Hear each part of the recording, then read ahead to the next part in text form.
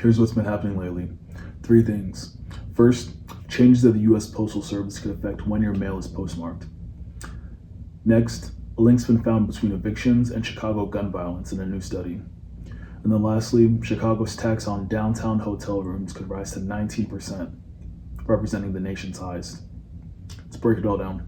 First, the Postal Service announced in December that more mail may not be postmarked the day it's dropped off, due to its adjustments in its transportation operations. Historically, a postmark has been applied the same day you mail an item and indicates the date your mail was processed. The agency said the adjustments could delay mail arrival by a day to local processing facilities. The change is part of the Postal Service's 10-year strategic plan called Delivering for America.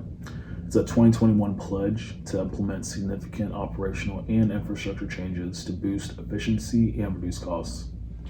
The plan calls for consolidating some of the facilities into the agency's regional centers, which means some mail may now travel hundreds of miles away instead of a short distance, according to the Brookings Institution. Next, a new University of Chicago study shows a link between evictions and gun violence. The study, published in JAMA Network Open, found that every 1% increase in eviction rate in a particular census tract was associated with 2.66 additional shootings there. Researchers linked survey data with the city's Healthy Chicago survey of nearly 14,000 respondents with Cook County eviction records and shootings data from the Chicago Police Department. The study also showed that if a resident personally experienced eviction, they were also likely to have experienced 1.04 more shootings near where they live, displaying a stronger predictor of exposure to gun violence than education or household income.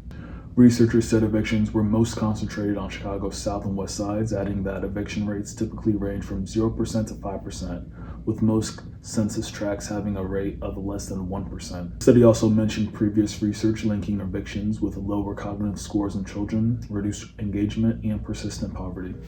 Lastly, the tax on downtown hotel rooms may soon rise to 19%, the highest in the nation, to generate $40 million in new revenue to attract conventions and tourism and fend off competitors.